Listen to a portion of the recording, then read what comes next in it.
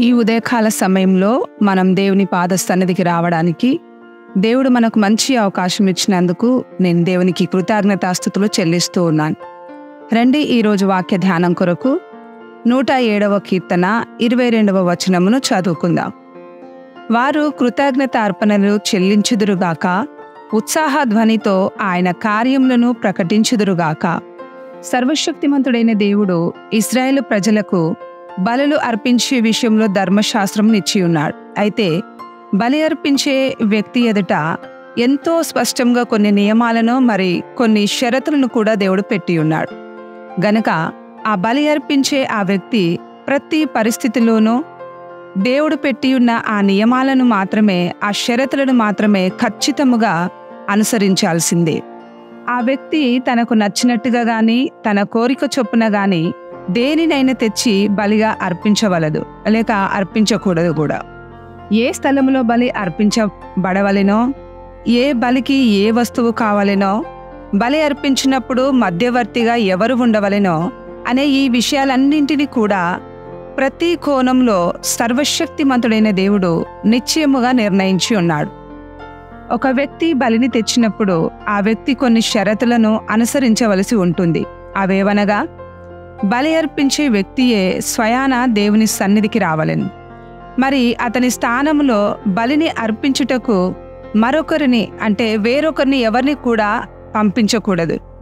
అంతేకాకుండా అతడు బలి కొరకు తెచ్చే వస్తువును స్వయాన తానే తీసుకురావలెను. ఆ వస్తువు తనదై ఉండవలెను. వేరొకరి నుండి అరువుగా తీసుకొచ్చిన బలి వస్తువు అయి ఉండకూడదు. అతడు బలి కొరకైన జంతువును దేవుని సన్నిధికి తీసుకొచ్చినప్పుడు ఆ బలి పశువు నిష్కలంకమైనదై ఉండవలెనని అతడు గుర్తించాలి, లేదా ఆ విషయాన్ని అతడు గుర్తుంచుకోవాలి. మరియు దేవుని సన్నిధిలో ఏ బలి అర్పించబడిననో అందులో పులిసినది కానీ తేనె కానీ ఏ మాత్రమునో కలపకుండా ఉండాలి. అది అగ్నితోనే కాల్చివేయబడాలి.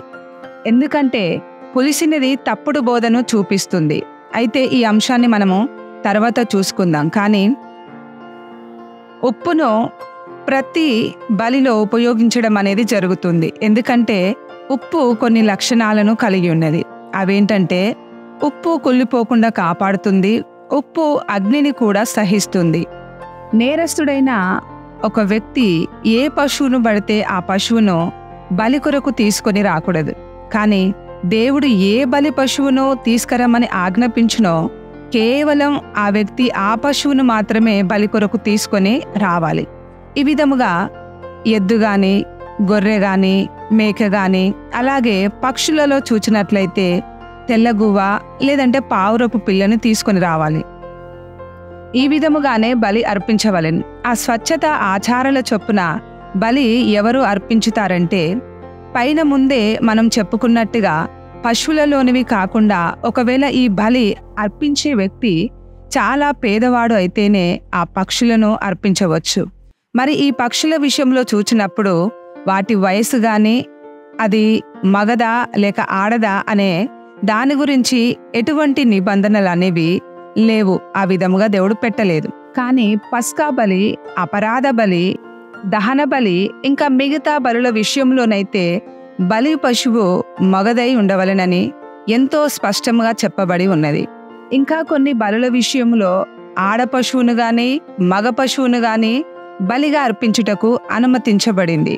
అలాగే వాటి వయసు కూడా వేరువేరుగా చెప్పడం జరిగింది. దేవుని వాక్యంలో వేరువేరు బలుల గురించి ఇవ్వడమైతే జరిగింది. కానీ ఈ రోజుల్లో మనం అన్ని బలుల గురించి నేర్చుకోవటం లేదు. కేవలం మనము లేవియ కాండము 1వ అధ్యాయం నుండి 7వ అధ్యాయంలో ఇవ్వబడిన 5 బలులను గూర్చి నేర్చుకుందాం, లేక ఆ బలులపై దృష్టి పెడదాం. మరి ఆ అధ్యాయాలలో వివరించబడిన బలులు ఏమిటంటే, దహన బలి, నైవేద్య బలి, సమాధాన బలి, పాప పరిహారార్థ బలి, అపరాధ పరిహారార్థ బలి. ఈ వేరువేరు బలుల గురించి మనం నేర్చుకుందాం. దేవుడు ఈ బలులను వేరువేరుగా ఒక క్రమములో విభజించి ఇచ్చి ఉన్నాడు. అందులో కొన్ని చాలా పవిత్రమైనవి, కొన్ని వాటికంటే తక్కువ పవిత్రమైనవి కూడా అర్పించే బలులు కూడా ఉన్నాయి. అయితే కొన్ని బలులు అగ్నితో పూర్తిగా దహించబడాలి.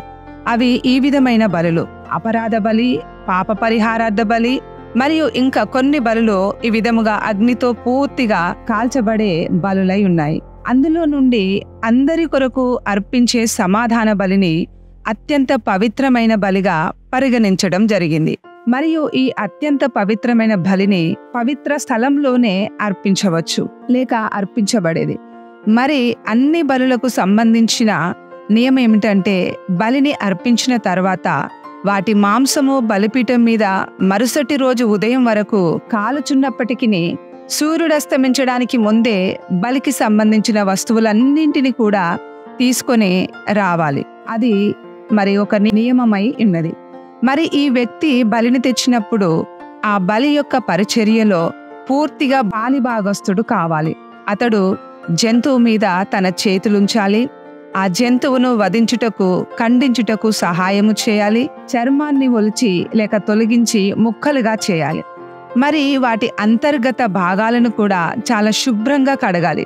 ఈ విధమైన పనులలో లేదా అటువంటి సేవలో అతడు చేయి చాచి పూర్తిగా నిమగ్నమై ఉండాలి. కానీ కొన్ని పనులైతే కేవలం యాజకులు మాత్రమే చేయవలసిన పనులై ఉన్నాయి. అవి ఏమిటంటే, జంతువును వధించిన తర్వాత దాని రక్తాన్ని సేకరించుట, రక్తాన్ని ప్రోక్షించుట, మరి బలిపీఠం మీద అగ్నిని అంటించుట, బలిపీఠం మీద కట్టెలను పేర్చుట, ఖండించబడిన ముక్కలను తీసుకొచ్చుట, అలాగే ఆ బలిపీఠం దగ్గర ఏదైతే చేయవలెనో ఆ పరిచర్యనంతటిని కేవలం యాజకుడు మాత్రమే చేయాలి. మరి ఈ పూర్తి పరిచర్యను యాజకుడు చేయనప్పుడు సంపూర్ణ భయభక్తులతో చేయాలి. అలాగే ఈ బలిని దేవుని సన్నిధికి తెచ్చినప్పుడు కూడా ఏదో ఒక ఆచారముగా తేకుండా దేవుడు ఆ బలిని అంగీకరించినట్లుగా పూర్ణ భయంతోనో మరి పూర్ణ గౌరవంతోనో దేవుడు ధర్మశాస్త్రంలో ఇచ్చిన నియమము చొప్పుననే ఆ బలిని తెచ్చి అర్పించాలి. ఎందుకంటే ఒకవేళ ఆ బలి దేవునికి అంగీకారంగా లేనట్లయితే అతనిపై శిక్ష పడుతుంది. రండి, మన పాపములకు ప్రాయచిత్తమైన బలియాగము గురించి మనము చూసుకుందాం. లేక ఏ బలిని బట్టి మనకు పాపం నుండి క్షమాపణ దొరికిందో ఆ బలిని గురించి మనం చూసుకుందాం. ఈ బలి ఒక పరిపూర్ణమైన బలి అయి ఉన్నది. ఈ బలిలో పరలోకము యొక్క షరతులన్నీ కూడా పాటించబడినవి. అయితే ఈ బలి కారణముగానే మన పాపాలు క్షమించబడినవని, నేను ఇప్పుడు ఇక శిక్షకు పాత్రుడను కాను అనే విషయం మనకు తెలుస్తుంది. కాబట్టి రండి, నా కొరకు నీ కొరకు బలిగా అర్పించబడిన ఆ పరిపూర్ణమైన బలి కొరకు దేవునికి కృతజ్ఞతాస్తుతులు చెల్లించుదాం. ఆ పవిత్రమైన బలి కారణముగానే మనం ఆ పరిశుద్ధమైన దేవుని సన్నిధిలో నిలబడడానికి యోగ్యమయ్యామనే విషయాన్ని మనం గుర్తుంచుకోవాలి. కాబట్టి రండి, ఇకపై దేవుని సన్నిధిలో మనల్ని పొగుడుకొనకనో ప్రశంసించుకొనక ఉందాం.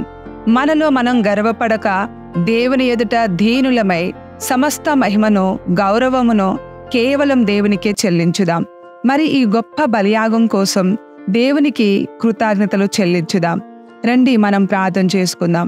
కృపా కనికరము గల మా తండ్రి, ఈ సమయం కొరకు మేము నీకు కృతజ్ఞతాస్తుతులు చెల్లిస్తున్నాం.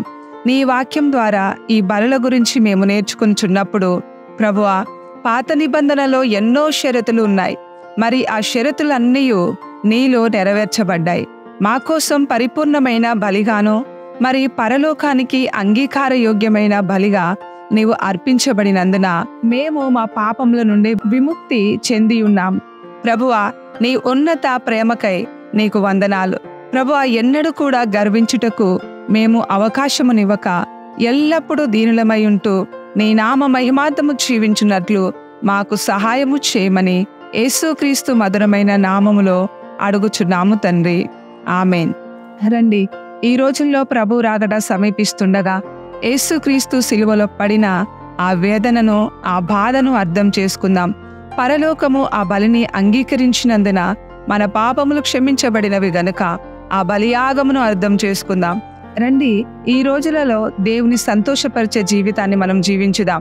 మనందరినీ దేవుడు అత్యధికముగా ఆశీర్వదించునుగాక. మన ప్రభువు అతి త్వరగా రానయ్యున్నాడు. మారనాథ.